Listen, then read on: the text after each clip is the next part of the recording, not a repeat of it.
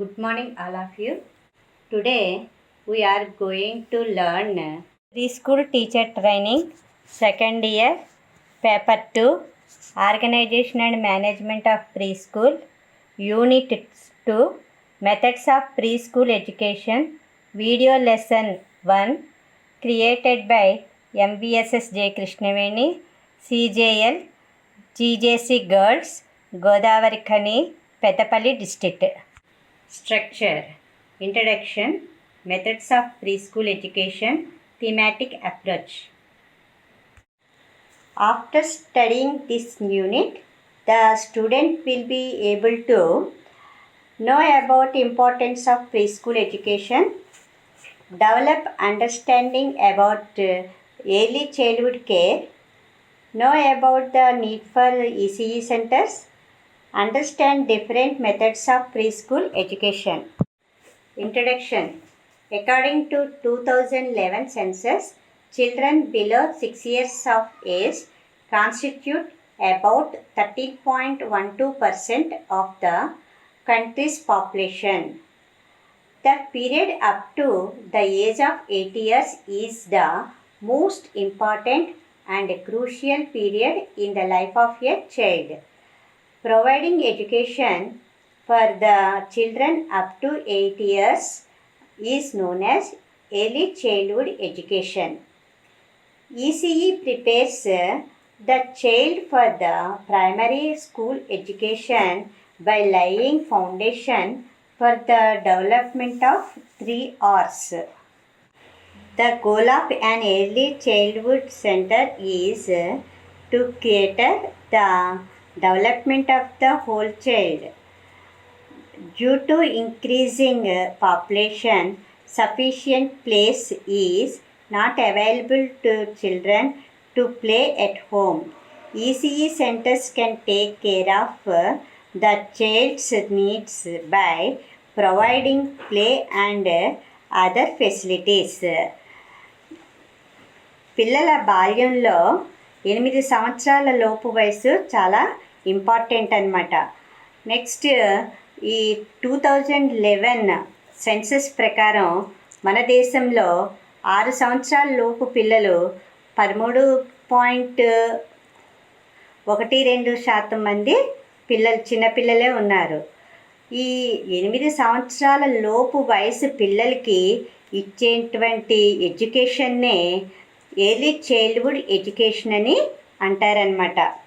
Next ఈ ఏజ్లో పిల్లలకి ఆకర్షణీయమైనటువంటి ఆట స్థలమే, నెక్స్ట్ ఆట పరికరాలు, ప్లే ఎక్విప్మెంట్ అనేటువంటిది చాలా ఇంపార్టెంట్ అన్నమాట. నెక్స్ట్ ఈ ఆటల వాతావరణంలో పిల్లలకి 3 R'స్ని అభివృద్ధి చేయడం. అంటే 3 R's అంటే ఏంటంటే రీడింగ్, రైటింగ్, తర్వాత అర్థమెటిక్ అంటే నెంబర్స్ని కౌంట్ చేయడం అన్నమాట. ఇది మూడింటిని కలిపి ఏమంటారు 3 R's అని అంటారనమాట. ఈ 3 R's కూడా అభివృద్ధి చెందించడం పిల్లల్ని. అంటే వీళ్ళు ప్రీ స్కూల్ ఎడ్యుకేషన్ అయిపోయిన తర్వాత ఫస్ట్ క్లాస్కి వెళ్ళడానికి రెడీగా ఉంటారు. కానీ చాలామంది పిల్లలకి ఈ సరైనటువంటి ఆట స్థలం కానీ ఆడుకోవడానికి కావలసినటువంటి ఫెసిలిటీస్ అనేటువంటివి ఉండడం లేదు. ఎందుకంటే అందరూ కూడా చాలామంది చదువుకున్న వాళ్ళు ఉద్యోగాల రీత్యా ఇతర వాటి గురించి అవకాశాల కోసము నగరాలకు వచ్చేస్తుంటే వాళ్ళు నివసించడానికి అపార్ట్మెంట్లు వచ్చేసినాయి. ఈ అపార్ట్మెంట్లో నివసించడం వలన పిల్లలకి ఏంటంటే ఆడుకోవడానికి సరైనటువంటి సదుపాయాలు కానీ ఆట స్థలం కానీ ఎక్విప్మెంట్ అవేమీ లేకుండా ఉంది. అంతేకాకుండా చిన్న చిన్న ఇళ్లల్లో కూడా నివసించడం వల్ల తల్లిదండ్రులు వాళ్ళకి కావలసినటువంటి సదుపాయాలేమీ సమకూర్చలేకపోతున్నారనమాట. కాబట్టి పెరుగుతున్నటువంటి జనాభాకి అనుగుణంగా ఈ ఈసీఈ సెంటర్స్ పిల్లలకు కావలసినటువంటి ప్లే గ్రౌండ్, తర్వాత outdoor play equipments, indoor play equipments అనేటువంటివి సమకూరుస్తున్నాయి. Methods of preschool education. There are different methods of preschool education offered through different types of ECE centers. వేరువేరు ఈసీఈ కేంద్రాలు వివిధ పద్ధతుల ద్వారా ప్రీ స్కూల్ విద్యను అందిస్తున్నాయి. అవి ఏంటి అంటే Kinder garden method, Montessori method, nursery schools, playway method and anganwadis అన్నమాట.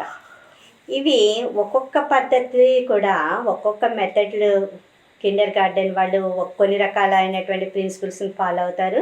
మాంటిసోరీ మెథడ్ వాళ్ళు ఒక రకమైనటువంటి ప్రిన్సిపల్స్ని ఫాలో అవుతుంటారు. అంటే ఒక్కొక్క మెథడ్ కొన్ని ప్రిన్సిపల్స్ ద్వారా ఫాలో అవుతూ ఉంటారనమాట.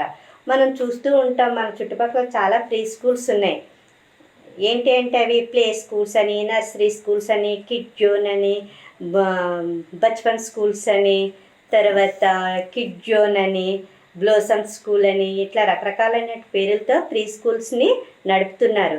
ఇవన్నీ కూడా ఈ మెథడ్స్లో ఏదో ఒక మెథడ్ని వాళ్ళు ఫాలో అవుతూ ఉంటారనమాట. ఆ ప్రిన్సిపల్స్ని ఫాలో అవుతూ ప్రీ స్కూల్స్ని నడుపుతూ ఉంటారు. ఏ మెథడ్ని ఫాలో అయినా సరే అవి పిల్లల యొక్క అభివృద్ధికి ఉపయోగపడుతుంది అన్నమాట. Kindergarten method. Friedrich Froebel opened the first kindergarten in Germany in 1837. He described school as a garden. Children like tender plants and teacher as gardener. He formulated his philosophy around the spontaneous and self-sustaining nature of children. A school prior to the first grade is known as kindergarten. It is the unit of the school which enrolls 5 years old children on a regular basis for a year.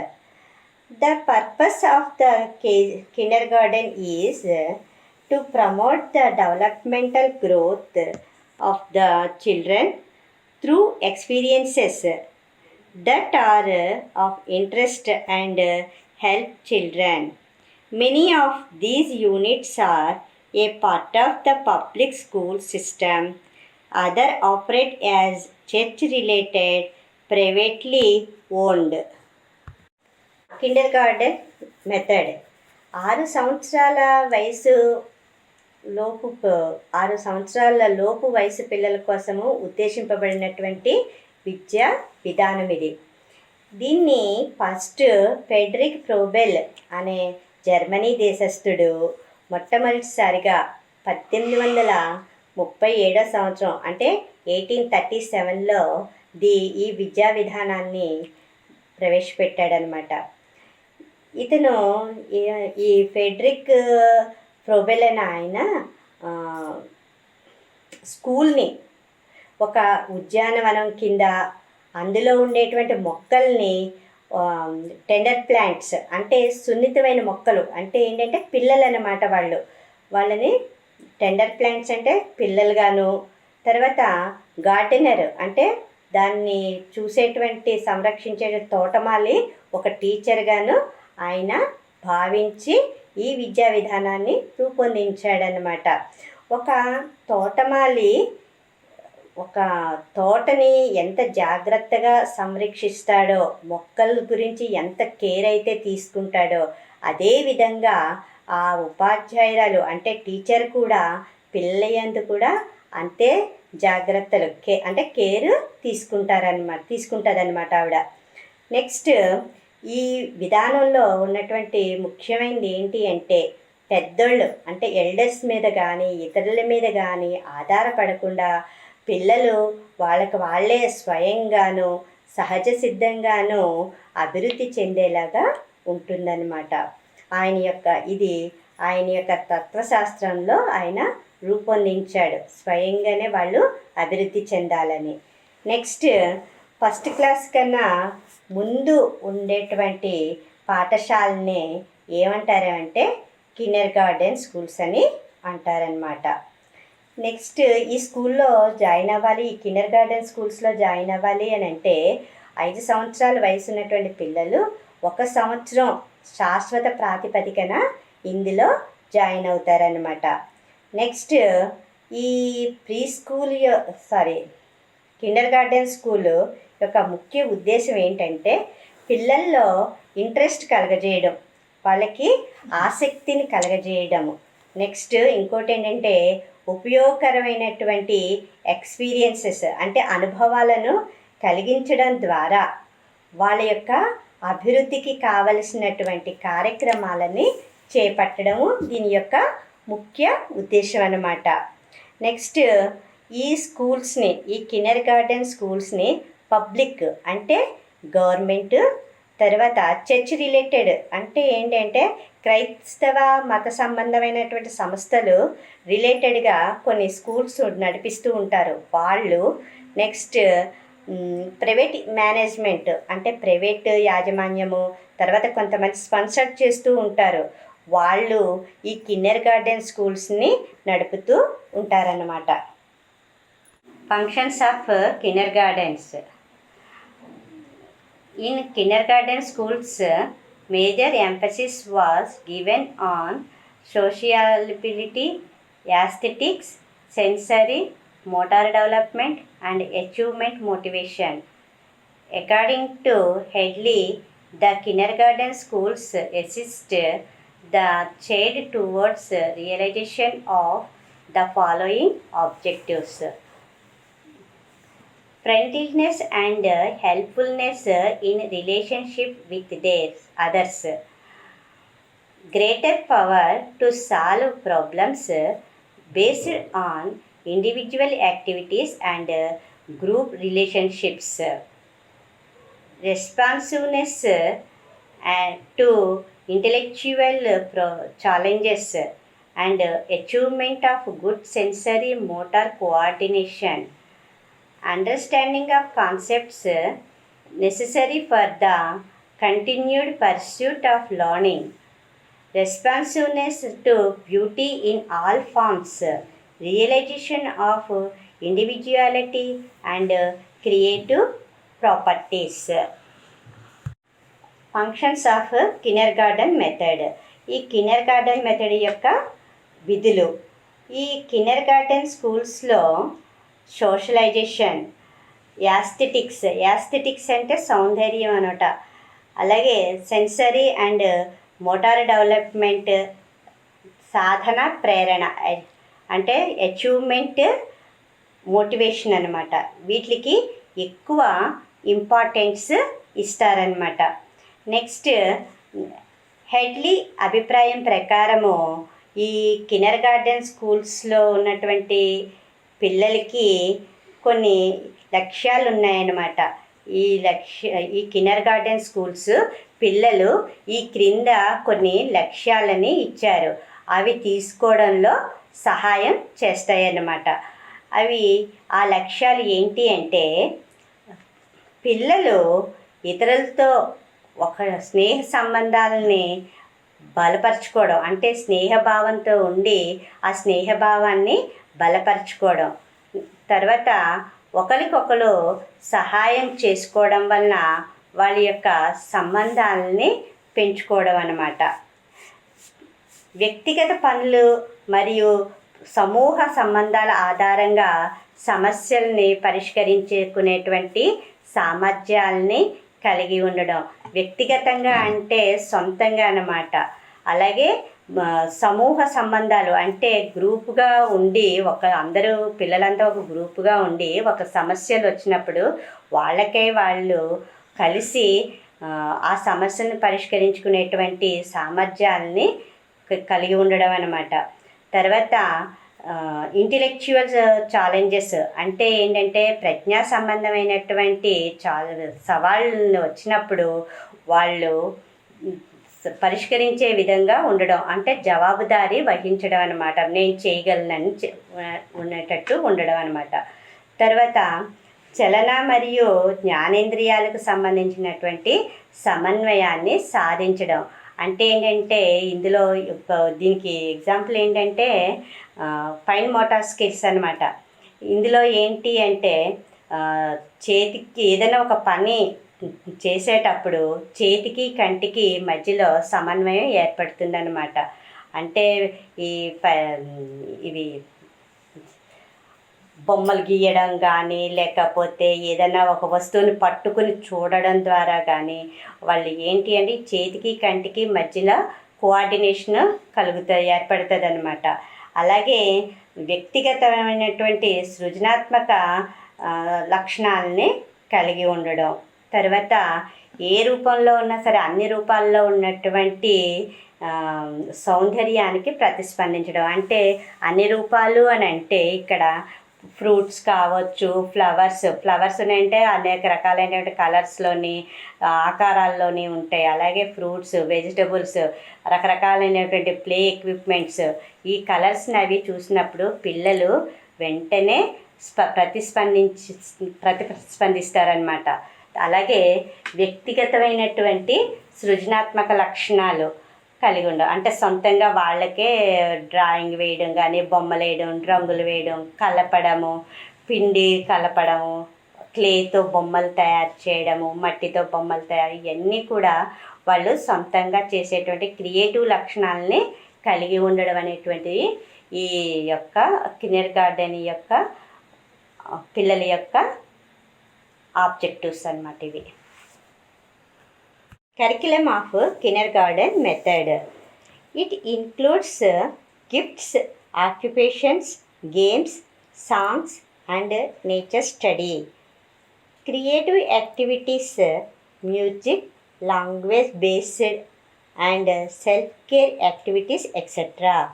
In our country, kindergarten programs is offered at 2 levels. Lower kindergarten LKG, upper kindergarten UKG, where informal teaching starts.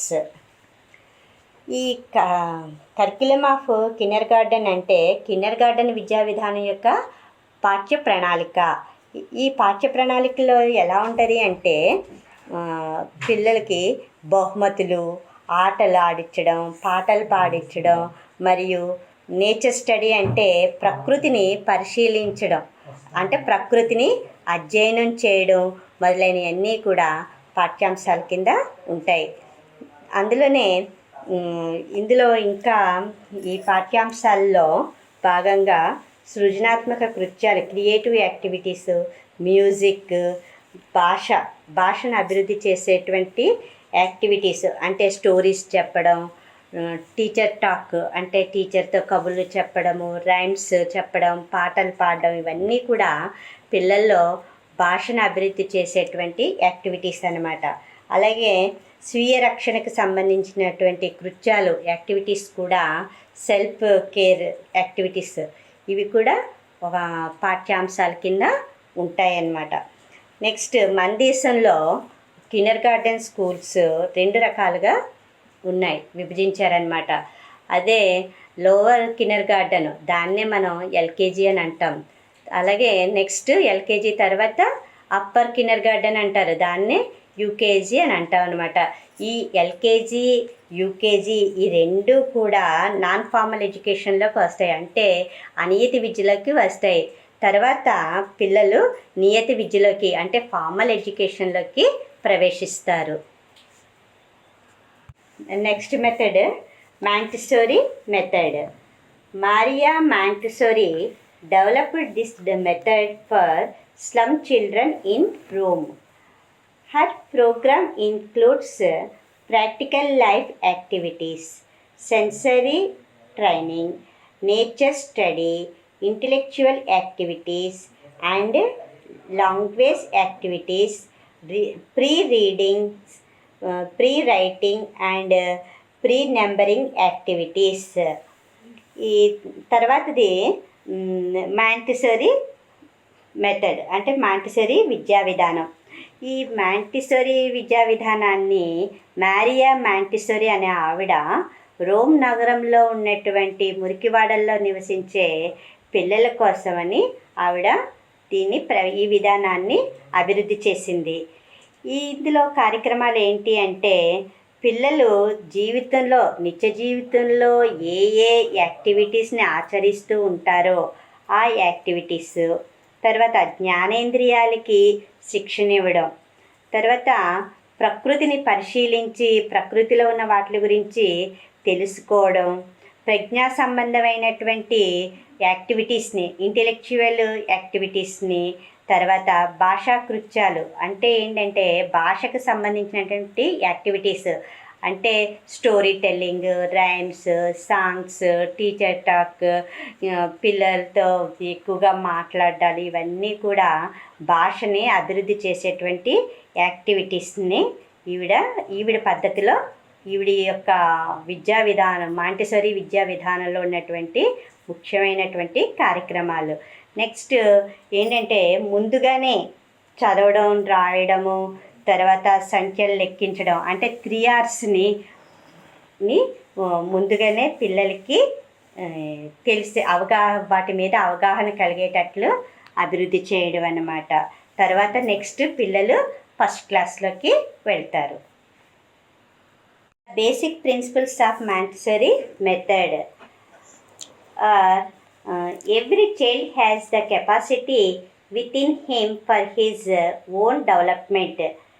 Environment can modify development by helping or hindering it. Child develops through a series of stages. At each stage, he requires a new type of learning experiences. Freedom of action allows the child to seek out situations from which he can learn. The child must be modified by himself rather than molded by an adult. The role of the school is to create an environment where the child has an opportunities to learn based on his developmental needs. Montessori విద్యా విధానంలో ప్రాథమిక సూత్రాలు. Basic Montessori విధానంలో ఉన్నటువంటి basic principles. ప్రతి పిల్లవాడు కూడా తనంతట తానే స్వయంగా అభివృద్ధి చెందడానికి కావలసినటువంటి సామర్థ్యాల్ని కలిగి ఉండడం. తర్వాత ఈ పరిసరాలు అనుకూలంగా ఉంటే అనుకూలమైనటువంటి అభివృద్ధి, పరిసరాలు ప్రతికూలంగా ఉంటే ప్రతికూలమైనటువంటి అభివృద్ధి పిల్లల్లో కలుగుతుంది. అంటే పిల్లల యొక్క అభివృద్ధికి ఈ పరిసరాలు అనేటువంటివి చాలా ప్రభావాన్ని చూపిస్తాయి. పిల్లలు వివిధ దశల్లో అభివృద్ధి చెందుతూ ఉంటారు. ఈ ప్రతి దశలోని కూడా పిల్లలు ఎలా ఉంటారు అంటే కొత్త అభ్యసన అనుభవాల్ని కోరుకుంటూ ఉంటారు. పిల్లలు తమ నేర్చుకున్న దానిలో పరిస్థితుల్లో వాళ్ళకి ఎదురైన వాటిల్లో ఏంటంటే ఏమైనా నిర్ణయాలు తీసుకోవాలన్నా ప్రతిస్పందించాలన్నా కూడా స్వేచ్ఛా వాతావరణాన్ని ఈ విద్యా విధానంలో ఉంటాయన్నమాట. తర్వాత పిల్లలు పెద్దల యొక్క అభిప్రాయాలతో వాళ్ళ యొక్క డెవలప్మెంట్ కాకుండా వాళ్ళంతట వాళ్ళే స్వయంగా రూపుదిద్దుకొని ఒక మంచి పర్సనాలిటీ డెవలప్మెంట్ అనేటువంటిది కలగడానికి దానికి కావలసినటువంటి పరిసరాలని, ఎన్విరాన్మెంట్ని ఈ పాఠశాలలు కలుగజేస్తాయి అన్నమాట. ఈ మాంటిసోరీ విధానంలో ఉండేటువంటి పాఠశాలలు కలుగజేస్తాయి. అంటే పిల్లలు ఒక మంచి పర్సనాలిటీ డెవలప్మెంట్ అనేటువంటిది ఉంటుంది ఈ స్టూడెంట్స్కి. Nursery schools. These are many types based on the purpose they serve. These include traditional nursery schools, cooperative nursery schools, laboratory nursery schools. Nursery schools విద్యను అందించే ఉద్దేశాన్ని బట్టి వివిధ రకాలుగా ఉంటాయి. ట్రెడిషనల్ నర్సరీ స్కూల్స్ అంటే సాంప్రదాయ నర్సరీ పాఠశాలలు. కోఆపరేటివ్ నర్సరీ స్కూల్స్ సహకార నర్సరీ పాఠశాలలు. లాబొరేటరీ నర్సరీ స్కూల్స్ అంటే ప్రయోగాత్మక నర్సరీ పాఠశాలలు. Traditional nursery schools started by Macmillan sisters in England in 1911. The main objectives of the nursery school is to help in the physical and mental development of in young children. Curriculum stresses more upon basic socialization and child's physical health needs.